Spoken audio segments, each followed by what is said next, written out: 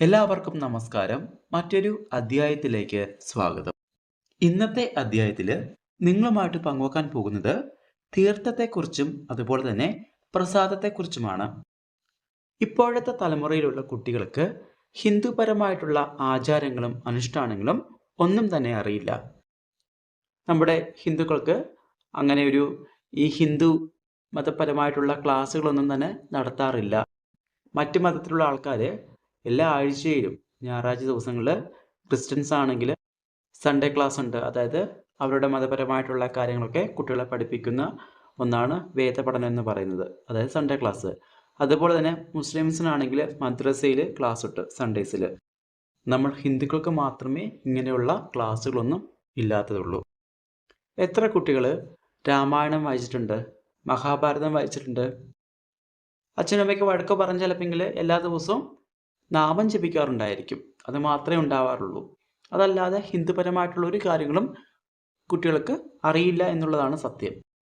അതുകൊണ്ട് തന്നെ ഇനിയുള്ള അധ്യായങ്ങളിൽ എല്ലാവർക്കും മനസ്സിലാവുന്ന രീതിയിൽ വളരെ ചെറിയ തരത്തിലുള്ള അധ്യായങ്ങളാണ് നമ്മൾ പങ്കുവെക്കുന്നത്. ഇന്നത്തെ അധ്യായത്തിൽ തീർത്ഥത്തെക്കുറിച്ചും തീർത്ഥം സേവിക്കുമ്പോൾ ജപിക്കേണ്ട മന്ത്രത്തെക്കുറിച്ചും അതിനോടൊപ്പം തന്നെ പ്രസാദത്തെക്കുറിച്ചുമാണ് പങ്കുവെക്കുന്നത്. തീർത്ഥം സർവ പാപഹരമാണ്. ക്ഷേത്രത്തിലെ ദർശനം കഴിഞ്ഞ് പൂജാരി ഭക്തരുടെ കൈകളിലേക്ക് ഒഴിച്ചു തരുന്ന തീർത്ഥം അമൃത തുല്യമാണ്. അത് ഭക്തിപൂർവം സ്വീകരിക്കണം. അതിനുശേഷം അല്പം പോലും പാഴാക്കാതെ വായിലേക്ക് ഒഴിക്കുക. ബാക്കിയുള്ളത് നമ്മുടെ സ്വന്തം ശിരസിലും തളിക്കാവുന്നതാണ്. ഒരു തുള്ളി പോലും തറയിൽ വീഴുവാൻ പാടുള്ളതല്ല. ഈ സമയം മനസ്സിൽ ജപിക്കേണ്ട മന്ത്രം ഇപ്രകാരമാണ്. സാളഗ്രാമ ശിലാപാനി പാപഹാരി വിശേഷത ത്രിജന്മ പാപ സംഹാരം പ്രായശ്ചിത്തം കരോമ്യഹം. ഇതാണ് തീർത്ഥം സേവിക്കുമ്പോൾ ജപിക്കേണ്ട മന്ത്രം. വലതു കൈയിലാണ് നമ്മൾ തീർത്ഥം വാങ്ങിക്കേണ്ടത്. ഒരു കാരണവശാലും ഇടത്തെ കൈ വലത്തെ കയ്യിൽ ടച്ച് ചെയ്യേണ്ട ആവശ്യമില്ല. ചില ആൾക്കാർ ഇങ്ങനെ താങ്ങി പിടിക്കുന്ന പോലെ ഇടത്തെ കൈ വലത്തെ കയ്യിൽ ഇങ്ങനെ പിടിച്ചുകൊണ്ട് നിന്ന് തീർത്ഥം വാങ്ങിക്കാറുണ്ട്. അങ്ങനെ ചെയ്യേണ്ട ആവശ്യമില്ല. വലത്തെ കൈ കൊണ്ട് മാത്രം വാങ്ങിച്ചാൽ മതിയാകും. പ്രസാദം.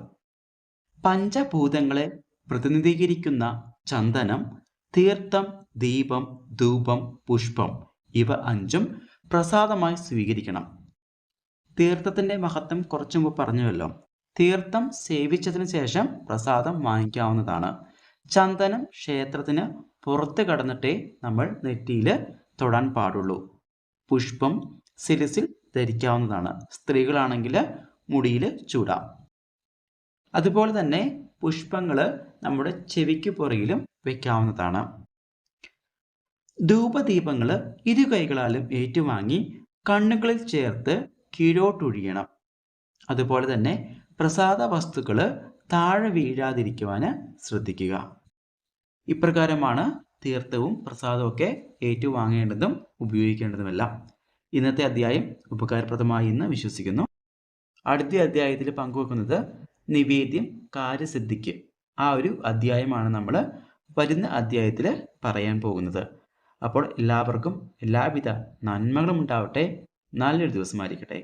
നന്ദി, നമസ്കാരം.